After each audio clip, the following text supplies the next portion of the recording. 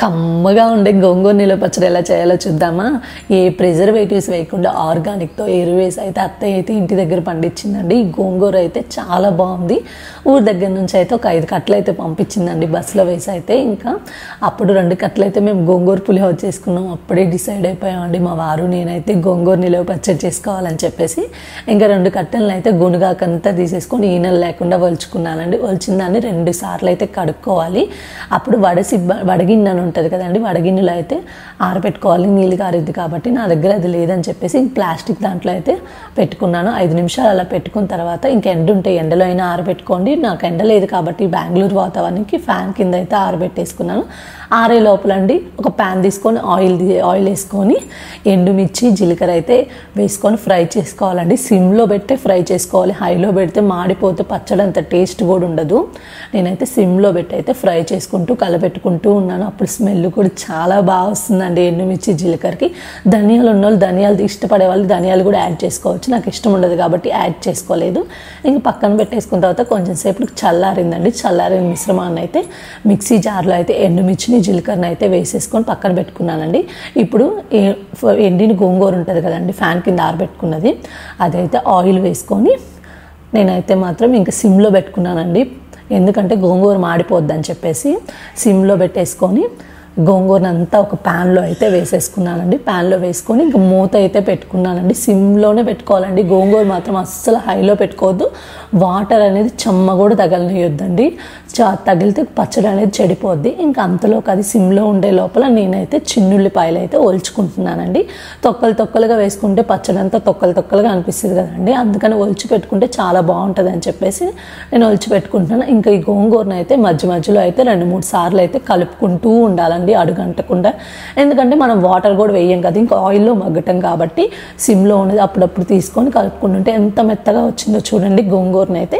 ఇంకా మనం ఇందాక పక్కన పెట్టుకున్న వాటిని అదే ఎండుమిర్చిని జీలకర్ర దాంట్లో అయితే మాత్రం చిన్నుల్లిపాయలు వేసి రాళ్ళుప్పు అయితే కళ్ళుప్పు అయితే వేసుకున్నాను. కళ్ళుప్పు ఎందుకు వేసుకుంటారంటండి, ఉప్పు ఎంత వేసుకున్నాం అనేది కరెక్ట్గా సరిపోద్ది. సాల్ట్ వేసుకుంటే అస్సలు తెలియదండి. ఇంకా దాన్ని మిక్సీ పట్టేసుకొని తొలకలుగా అయితే మిక్సీ పట్టుకోవాలండి. ఎందుకంటే మనకి మెత్తగా పట్టుకుంటే అంత టేస్ట్ ఏమి అనిపించదండి పచ్చట్లో కారం వేస్తే. ఇంకా ఆ కారాన్ని అయితే మాత్రం మనం ఇందాక గోంగూర మెత్తగా చేసుకున్నాం కదా, ఆ గోంగూరలో అయితే వేసుకొని కలుపుకోవాలండి. బాగా కలిపెట్టుకోవాలండి గోంగూరకు పట్టేటట్టు 2-3 సార్లు అయితే నేనైతే గోంగూరను అయితే బాగా కలిపెట్టేసుకున్నాను. అప్పుడు సిమ్లో పెట్టుకున్నానండి. సిమ్లోనే ఉండాలండి పచ్చడి అయితే మాత్రం. హైకి అయితే అస్సలు వెళ్ళకూడదు. ఆ సువాసన చాలా బాగా వస్తుందండి. కారంది గోంగూరది స్మెల్ మాత్రం చాలా బాగా వస్తుందండి. ఎందుకంటే సిమ్లోనే మగ్గటం వల్ల ఏ మాత్రం మాడలేదు కాబట్టి. ఇంకా నేనైతే ఒక గిన్నె తీసుకొని గుడ్డ తీసుకొని నీట్గా క్లీన్ చేసుకున్నానండి. తడి అయితే అస్సలు ఉండకూడదు కాబట్టి. ఇంకా నేనైతే ఈ మిశ్రమాన్ని అయితే ఒక బౌల్లోకి తీసుకున్నాను. బౌల్లో తీసేసుకొని ఇంకా నేనైతే పక్కన పెట్టేసుకొని ఇంకా నేను ఫైనల్గా పోపుకు అయితే రెడీ చేసుకుంటున్నాను. పోపు కూడా చెప్తున్నాను కదండి, సిమ్లోనే పెట్టుకోవాలండి. పోపు కూడా ఎండుమిర్చి జీలకర్ర ఆవాలు అలాగే చిన్నుల్లిపాయలు అన్నీ వేసేసుకొని పోపునైతే దోరగా ఫ్రై చేసుకోవాలి. స్మెల్ కూడా చాలా బాగా వస్తుంది. ఇంక నేనైతే పచ్చనగబెడలు అయితే వేసుకున్నాను. నేనైతే ఎక్కువ వేసుకున్నానండి, ఎందుకంటే అన్నంలో తినేటప్పుడు పంట కింద పడేటప్పుడు టేస్ట్ బాగుంటుందని.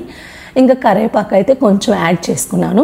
కరివేపాకు కూడా మాడకుండా అండి పోపులో అయితే ఫ్రై చేసుకోవాలి. దోరగా వచ్చిన తర్వాత పోపు అయితే మనం ఇందాక గిన్నెలో తీసుకున్న మిశ్రమాన్ని గోంగూర పచ్చడిని అయితే చిన్నగా అయితే దాంట్లో అయితే ప్యాన్లో అయితే వేసేసుకోనండి. దాన్ని అయితే 2-3 సార్లు అయితే కలబెట్టుకుంటూ ఉండాలండి. సిమ్లోనే ఉంచుకోవాలి పచ్చడి. హై ఫ్లేమ్లోకి అస్సలు తీసుకురాకండి, ఎందుకంటే పచ్చడి అడుగంటిన స్మెల్ అయితే అస్సలు బాగుండదు.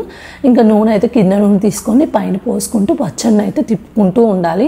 దీనికి ఒక మెయిన్ ఇంగ్రీడియంట్ వచ్చి కొత్తిమీర అండి. అత్తయ్య ఎప్పుడూ చెప్తుంటుంది, ఎత్తు కొత్తిమీర వేస్తే గోంగూర నిలువ పచ్చడి చాలా బాగుంటుంది.